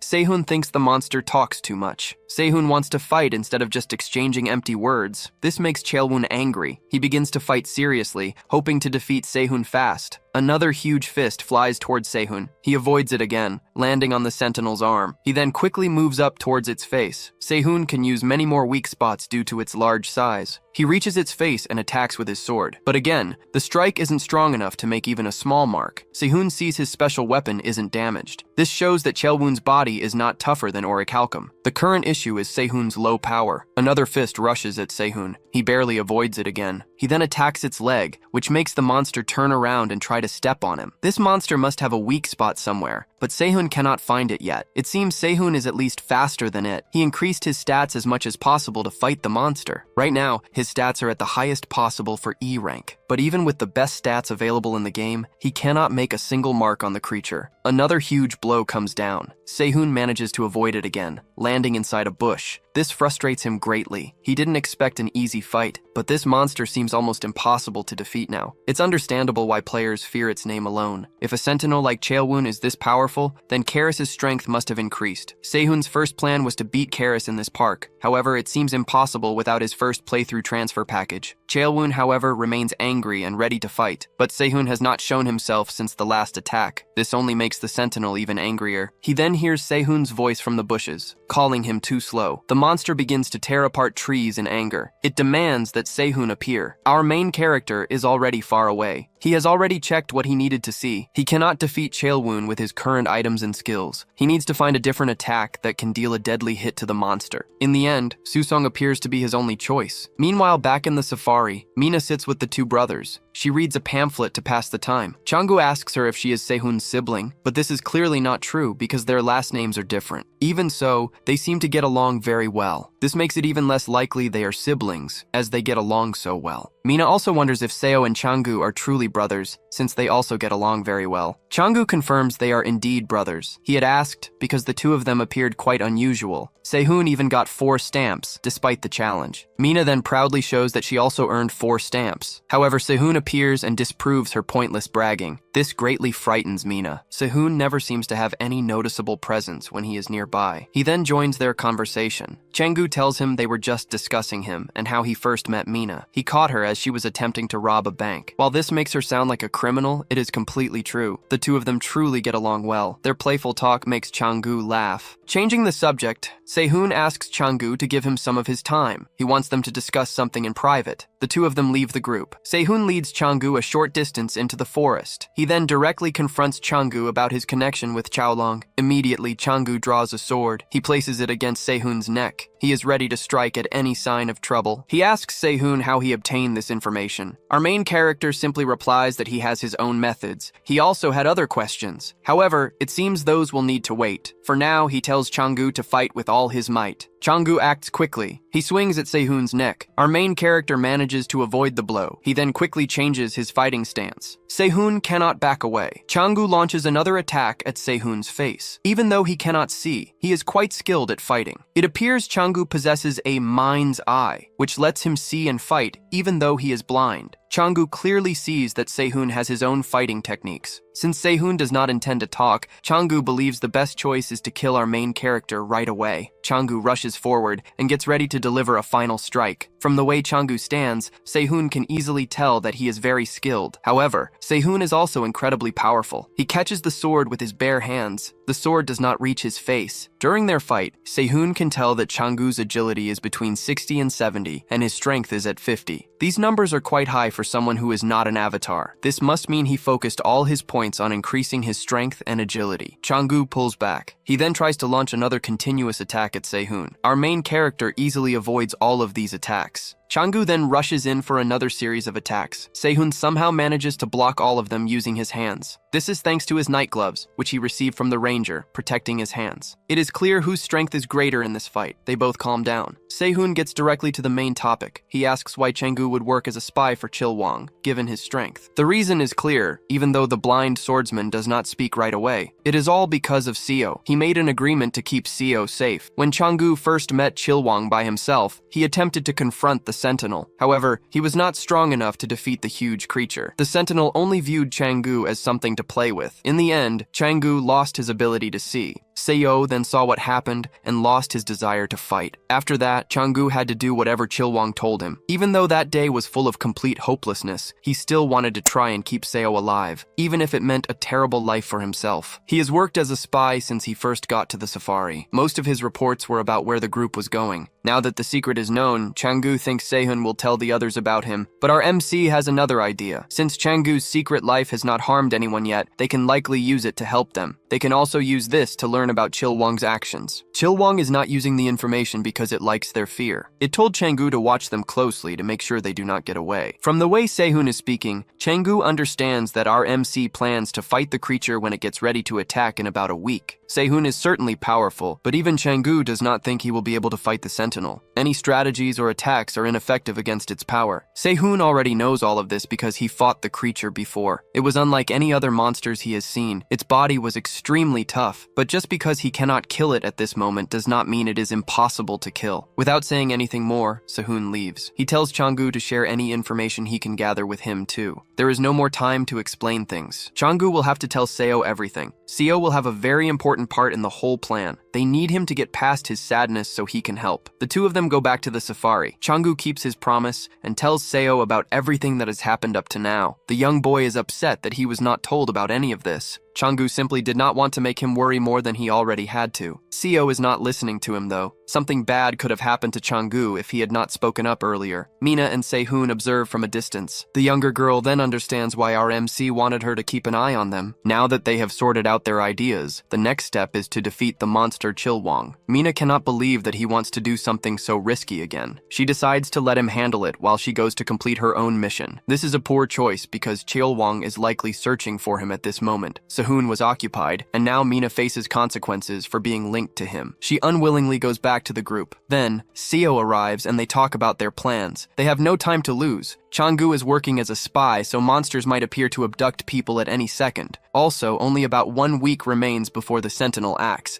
They must fight immediately. This is their only path to freedom. Normally, defeating the metal monster would be impossible. However, Sehun believes he can rely on Seo's assistance to even the odds.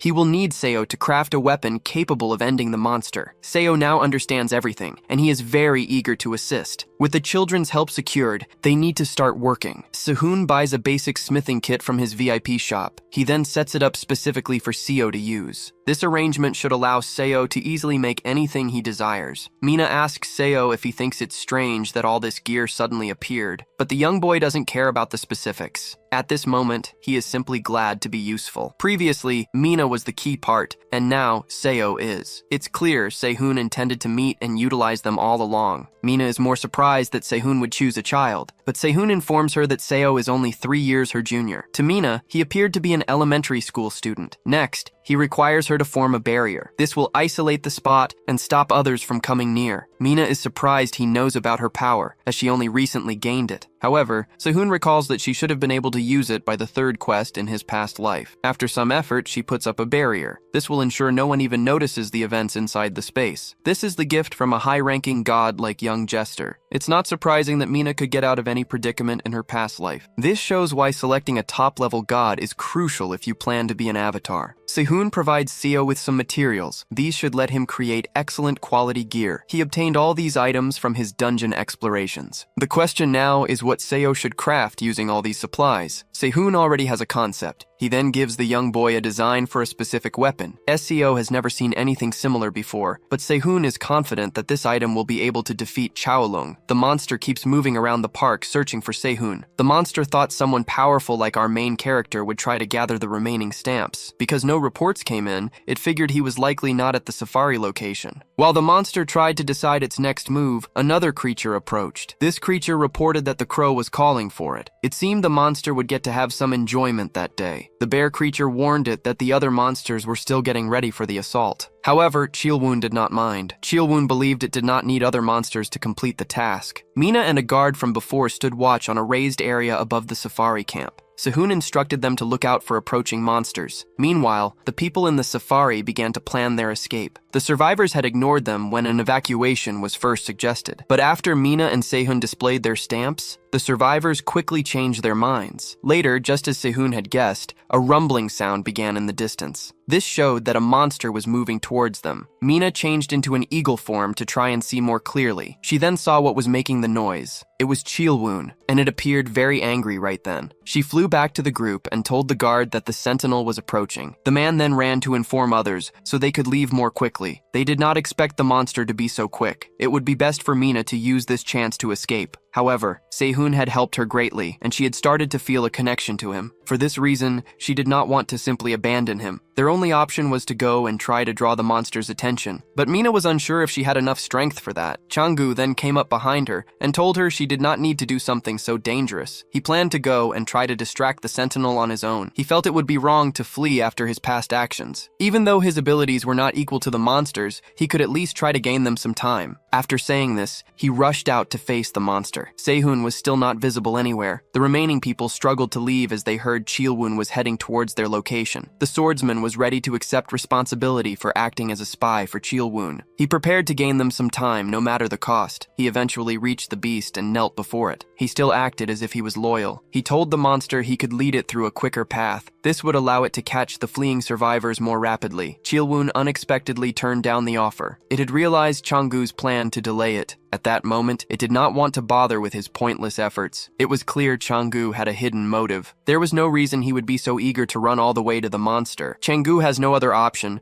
so he gets ready to fight the creature for as long as possible. The two have not fought in a long time. The sentinel is keen to find out if his spy has gotten stronger since their last fight. Changgu quickly moves first and runs at the creature. He tries to land a fast hit before the creature notices him. Chilwoon is hardly bothered by the small attack. He bats Changgu's try away like an irritating insect. Changgu's quickness means nothing if he cannot connect with a good strike. Changgu has no other option. He gets ready for a hit as the monster pulls its hand back. The monster gets ready to throw a very strong punch. The monster's fist hits the ground. The fist then starts to crumble and break apart. This greatly surprises the monster. Seihan stands before the monster. He calmly holds a new weapon. This weapon was made just to fight this sentinel. It seems the monster should have used better quality metals before this battle began. Chilwoon lets out an angry roar at Seihan, but beneath its anger, Chilwoon is shocked. Seihan somehow managed to break its arm. This new weapon is named the Pile Bunker. Seihan promises to use it to smash the sentinel's ability. Meanwhile, Mina is flying around the area. She is still in the shape of an eagle. She is completing a task that Seihan gave her. She spots Seo. She runs to him while he is still hidden inside her barrier. Seo asks her to come and sit in the barrier with him. He says it is the safest spot for both of them. That might be correct. However, she still doubts how he plans to beat the monster sentinel. A sound like an explosion rings out. This shocks both of them. It is clear the fight is already happening intensely. Seihan expertly avoids all of Chilwoon's attacks. Chilwoon tries very hard to kill our MC. Chilwoon only needs to land one hit to totally destroy him, but Seihan is too quick to be defeated. It seems Chilwoon has become even slower than before. Losing an arm has made it less steady. It keeps punching at empty space. Seihan successfully avoids every attack. He is waiting for the pile bunker to power up again. Then he can use it to finish this battle. Only about 1 minute remains until the weapon is fully ready again. This means Chilwoon only has 1 minute left to live. The huge monster cannot believe that someone would try to beat a sentinel. They are only on the third quest. Chilwoon still attacks with pride. It believes it cannot be beaten. However, it is clear that Seihan is gaining the advantage in this fight. Finally, the pile bunker recharges. Seihan jumps onto Chilwoon's shoulder. He places the pile bunker against the sentinel's head. Chilwoon realizes the situation has become serious. It tries to make a deal. It promises not to kill any more humans, but Seihan does not believe that for even a moment. There's nothing else to talk about. Our MC keeps his word. He uses the pile bunker to smash the sentinel's head. He defeats it completely. After that, Seihan unlocks an achievement. It is called Sentinel Hunter. This comes with suitable rewards. It also raises the damage dealt to sentinels by 30%. Our MC tried to seem calm about it. However, a sentinel is still not something to take lightly. He only just managed to survive this fight with his life safe. Chilwoon is now dead. Changgu emerges from his hiding spot in the forest. The area around them is completely destroyed. Even a metal-eating Bulgasari would not have survived it. This destruction happened because of the weapons Sao created. Changgu clearly has many questions,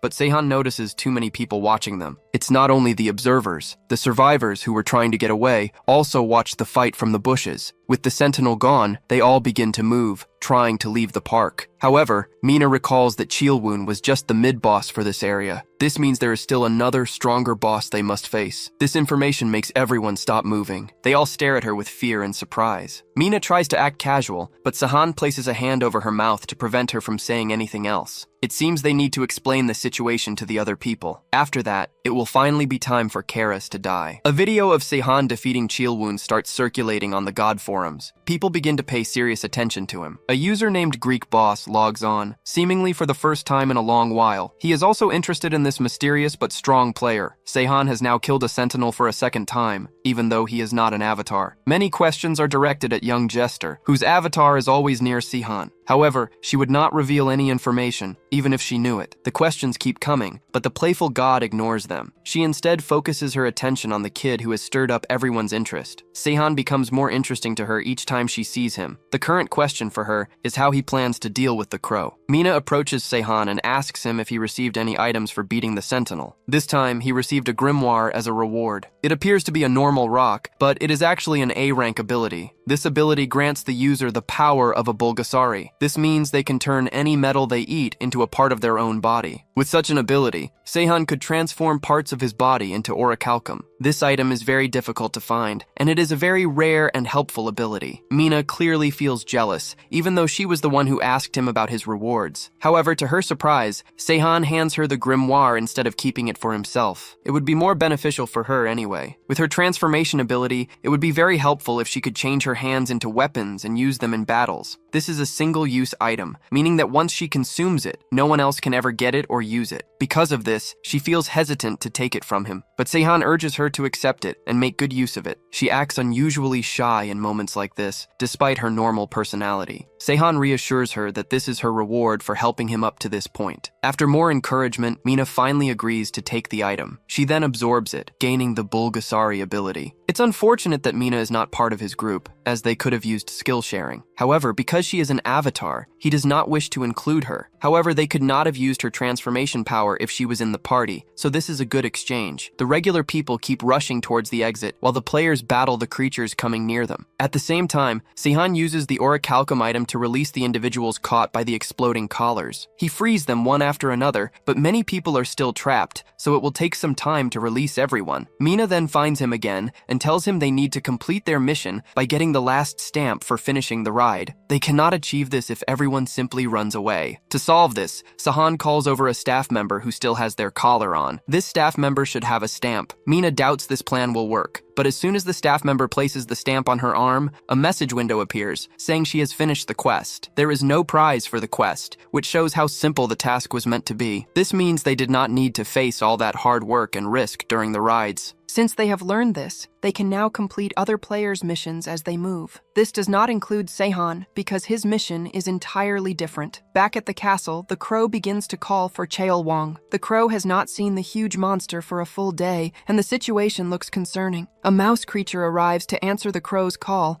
but it brings bad news. The mouse tells the crow that Cheolwong is probably dead. The crow does not understand at first, and believes the mouse is saying many people have died. However, the mouse repeats its words and informs Karas that Cheolwong, the sentinel, has been killed. The players started an attack and the monsters could not respond quickly enough. Karas can hardly believe this, but he quickly tells the mouse to have all monsters in the park destroy the remaining people in the safari. However, a second issue then appears. Actually, all the monsters have already gone to the safari, and they report that the area is totally empty. This is the final limit for Karas, and he changes form in anger. Seihan sees the energy coming from the sky and understands that the moment has arrived. Karas is finally beginning to act. The group of people has slowly begun to leave the park, but they are not moving quickly enough. Some hurt people are still left behind, and their progress is too slow for Chungu. Seihan meets the blind swordsman. Things have gone well until now, but it will not be finished until everyone goes through the exit. The real issue, however, is whether they can even get out safely. Because of this, the crow will certainly come after them. Just then, a pair of dark wings appear in the middle of the park, right in front of Seihan and Changgu. The sight of the person who landed there shows how dangerous this being is. The being opens its wings wide, and a strong burst of wind follows. This wind shoves some people backward, while others hide their faces to protect themselves from the intense force. Karas, the crow, has come before them, and he does not look happy. This will not be a simple enemy to face, and Seihan has not felt this uneasy in a long time. He was stressed when facing Orga, but he knew how to turn things to his advantage and win. With Chaolong, he was surprised by the quick shifts, but never scared. This time, though, he feels something bothering him. It is not fear. It is the worry about saving the people who are relying on him. In his past life,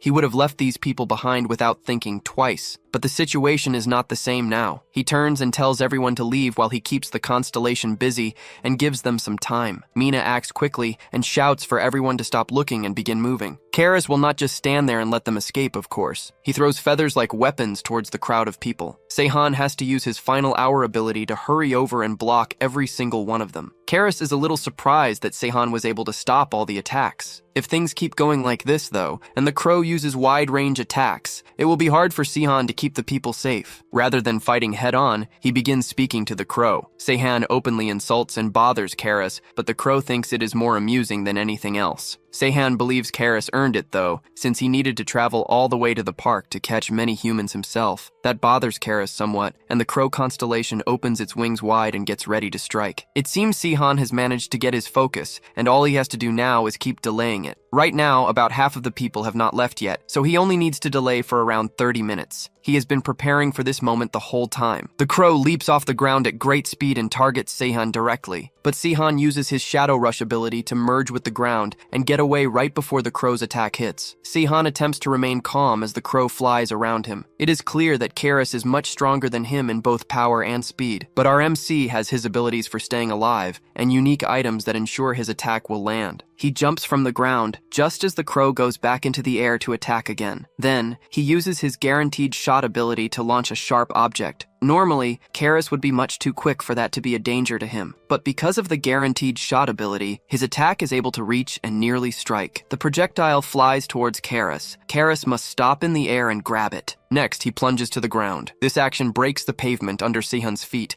sending big rocks flying upwards. Seihan successfully avoids these rocks. However, the crow uses the dust cloud to start another attack. It swings its claws at Seihan's feet. Our MC barely manages to move out of the way. Still, he gets a cut on his cheek just as he jumps back. The battle keeps going. Karis becomes increasingly irritated, showing he is no longer joking around. Karis lifts his hand into the air. Seihan identifies the power Karis is about to use as something truly frightening. The constellation's power is far greater than Seihan anticipated. Now, the situation appears ready to worsen significantly. The crow flies up into the sky. It then uses its wings to launch another volley of sharp feathers at Seihan. There are too many feathers to avoid. Seihan has to endure most of them directly. The crow keeps up the assault, launching more feathers at our MC. With no other option, Seihan must activate the Celestial Slayer ability. This makes his movements much quicker, which surprises Karis. He can now avoid all the feathers being fired at him. Additionally, due to the Celestial Slayer's effects and his regeneration ability, he can heal from the harm caused by Karis's feathers. Combining these powers, delaying for a bit longer should no longer be an issue. It seems most people have escaped by this point, so he only needs to buy a little more time. Karis is compelled to use his complete strength. Seihan can hardly believe how absurd the situation has become. Seihan's plan needs everyone in the park to get away. Karis, however, is confident he can still eliminate everyone, then he will be forced to exit the realm. Furthermore, in his new shape, he will no longer be restricted to the park. At this moment, letting Karis gain even more power, even with all its skills limited, still feels like cheating. It activated a succession ability. This made it many times stronger than it should be at this point in the game. Karis begins to move. He is now so quick that Seihan has almost no chance of avoiding his attacks without using a skill. Seihan uses Shadow Rush again to avoid a deadly blow. He then takes this opportunity to flee. Karis remains impressed that Seihan has lasted this long. It is clear Seihan is not an ordinary player. The crow then ascends into the sky. It uses its wings to unleash sharp gusts of wind. These gusts demolish everything in their way. Despite this, Seihan manages to avoid all of them and stay alive. The surrounding area has been completely ruined. However, it is already too late for him to escape. With no other place to conceal himself, Karis approaches our MC. He calmly seizes him by the neck, prepared to finish him instantly. Karis is about to kill Seihan. However, our MC has some last words for the crow. Seihan tells Karis that next time, when victory seems certain,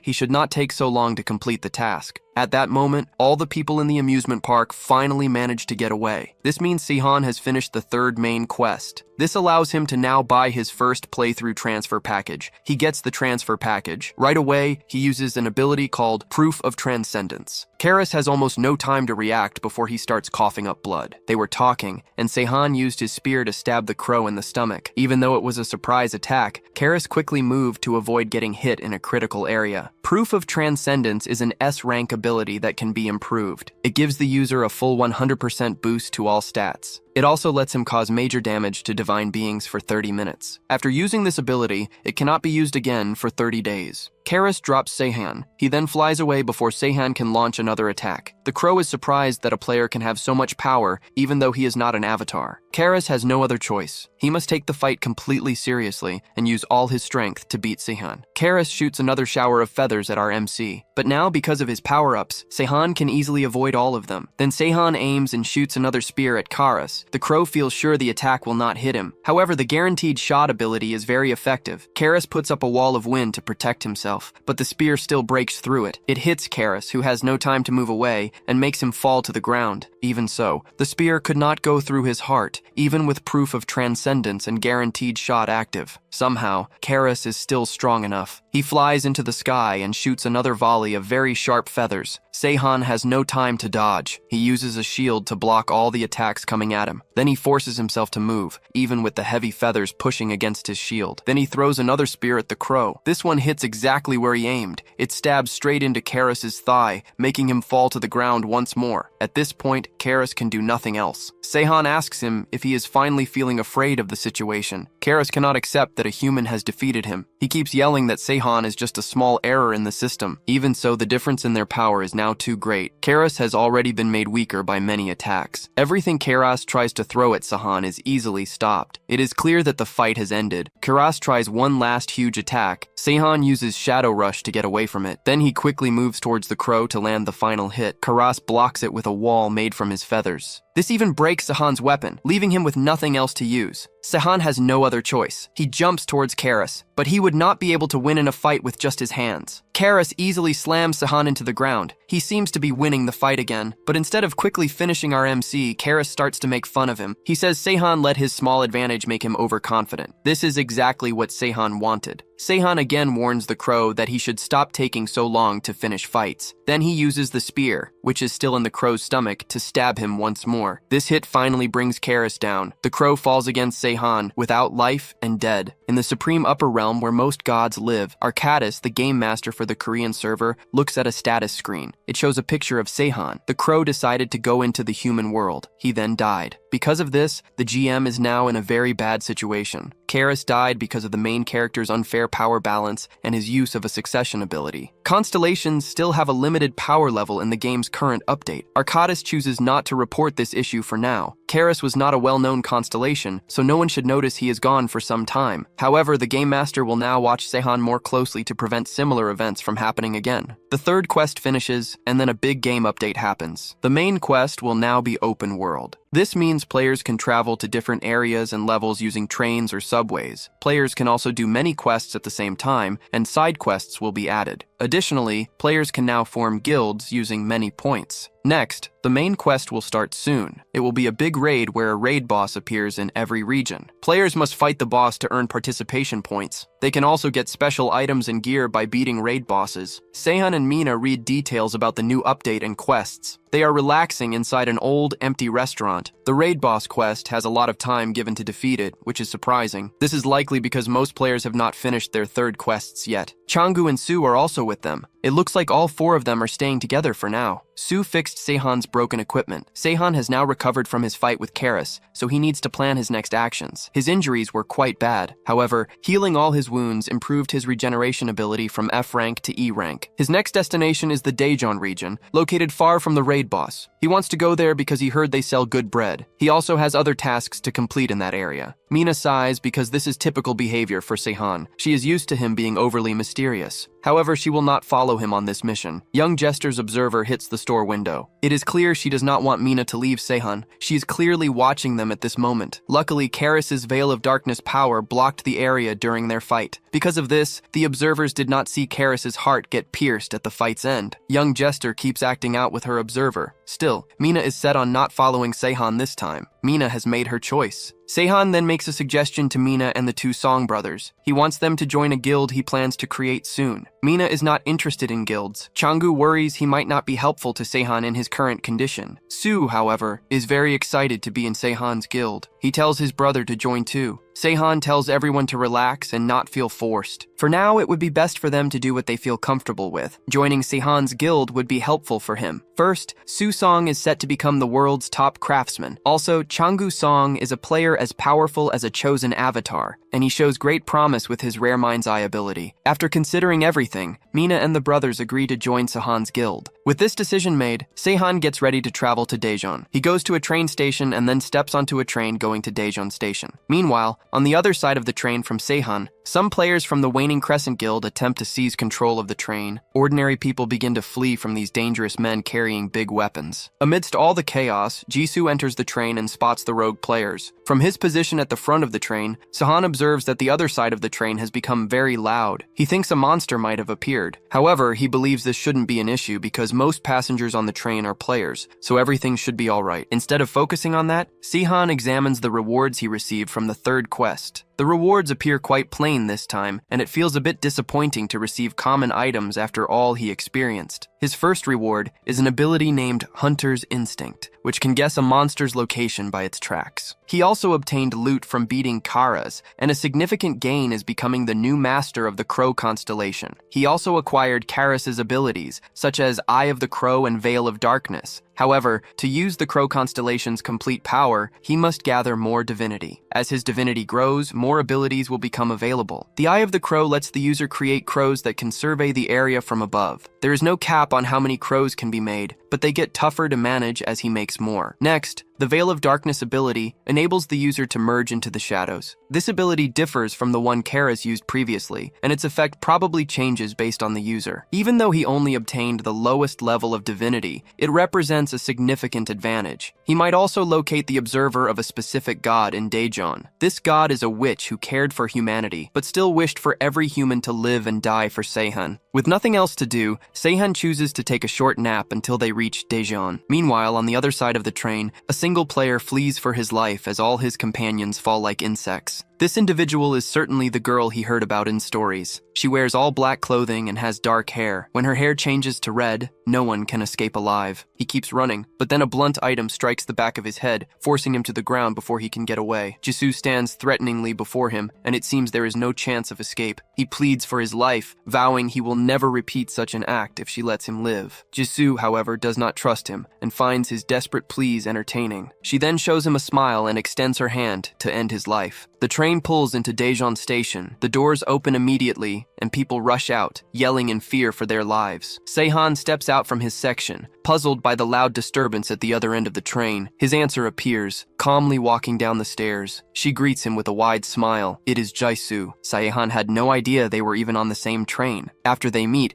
he asks her if she successfully handled her task. She completed what she needed to do. Then, she boarded the train once she noticed Seihan was on it. She had been checking the map regularly to always know his whereabouts so they could reunite. That behavior seems quite obsessive, but Seihan chooses not to say anything about it. If she constantly knew his location, that means she was aware he was in Loam World. Battling the crow would have been much simpler if Jisoo had been present. Initially, she wanted to go immediately. However, the third main quest began while she was traveling there. It was not very hard for her, but she had many things to handle. Because of this, she arrived a bit late. Seihan confesses that he traveled to Daejeon to fight the area's boss. Jisoo shows no surprise. She does not even ask him why he came all this distance, as she is accustomed to him doing illogical things. In fact, she would have accepted his choice even if he had only traveled this far to purchase bread in the area. It sounds strange to hear that from her. Seihan is unsure if she holds him in high regard. For now, the two of them begin moving towards their final stop, Dunsan. Seihan explains the specifics to her as they travel. Back in Seoul, specifically Seolium, Mina walks through the streets. She is looking for some people Seihan told her about. She does not know the precise location.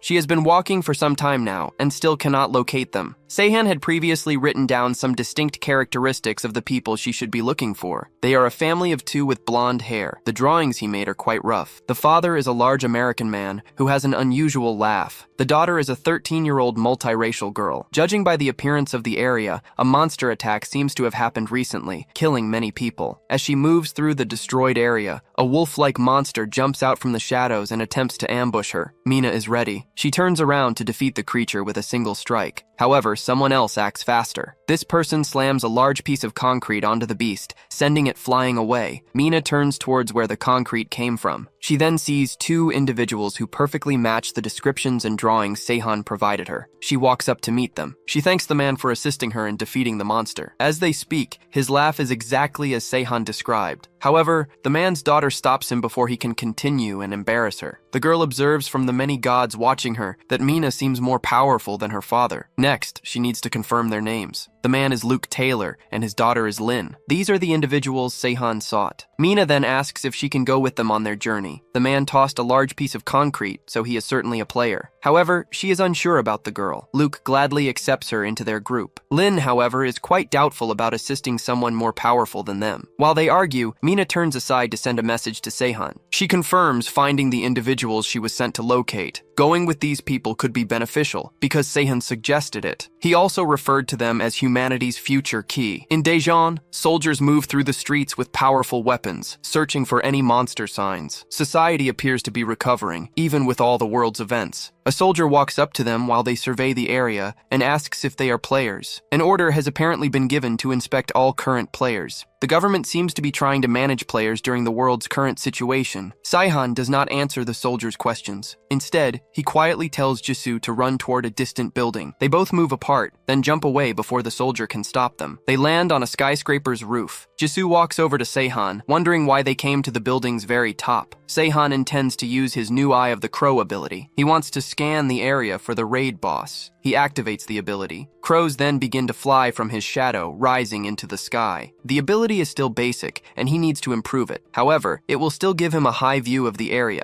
At the same time, he asks to see her stats. Jisoo is very willing to show them. It seems Jisoo always agrees to his requests. He opens her status menu. Her stats are extremely powerful for someone playing the game normally. She also gained 2 new skills: Anatomy Mastery and Vital Strike. She somehow raised her regeneration ability to C rank. Her Celestial Slayer ability also increased to a 3-star level. This is strange, because she should have shown some signs of madness if her Celestial Slayer ability is this high. While he examines her stats, he receives a signal from the crows. They indicate finding something. They go to the area the crows pointed out. From the damage, they can tell that whatever was there was not a normal monster. This destruction must be what remains after a raid boss. Jisoo asks Sehun how he knows all this. As always, he does not reply. The raid boss appearing so early is strange. Many hours still remain on the timer. The timers are not trustworthy. Most of them are just a deception to mislead people. The ground shows big marks from large claws and wings. It seems a flying creature battled another animal. However, in truth, one single beast created all these marks. Then, that beast lands hard right behind them. It tries to hit them with its huge claws. This creature is a gungi, a black tiger with massive white wings. It is also one of the 4 dangerous mythical monsters from Chinese stories. Sehun thought he would need to look for a while to find it, but instead, the beast came directly to them. This means the dungeon is nearby, because this beast has been hiding around it. At that moment, the 4th main quest appears. It asks them to defeat the creature before it fully wrecks the city. Sehun and Jisoo met it sooner than expected. This is why the quest only appeared for them. Jisoo also senses a very strong smell of blood coming from close by. Sehun also sees a horn stuck in the gungi's chest. This means it met another beast not long ago. The creature tries to attack Sehun one final time. Then, it runs away. The horn in the creature's chest was not supposed to be there for a long time, based on Sehun's memories from his past life. It seems things are beginning to differ from what he recalls. After the creature leaves, Sehun runs into the dungeon. Jisoo follows closely behind him. Just as he thought, the dungeon was not the gungi's home. It belonged to a Kirin, a divine beast with 1 horn. That horn, full of divine power, is stuck in the chest of the already strong gungi. The Kirin's horn holds much potential energy. It is the origin of the beast's strength. Sehun first planned to get the Kirin's horn while looking for the gungi, but that plan is now ruined. Also, if the gungi absorbs the horn's power, it will become a huge danger. Jisoo suggests they search the area. There might be a hidden reward somewhere. However, the dungeon's level is not very high, so there is likely nothing good enough to take the place of the Kirin's horn. But then, Jisoo unexpectedly finds something among the broken pieces in the area. Sehun wonders if it is mithril, the strongest metal after orichalcum, but even mithril would not be enough to replace the horn. What Jisoo found is actually an egg. It is not a normal egg, it is a Kirin's egg. Normally, a new Kirin is born when a Kirin sits on it for a long time, but now that they have it, they can use it to create a divine beast. Sehun immediately buys more items from his premium store. He then gets ready the equipment he will need to hatch the Kirin fruit and bring forth a new divine beast. After getting everything ready,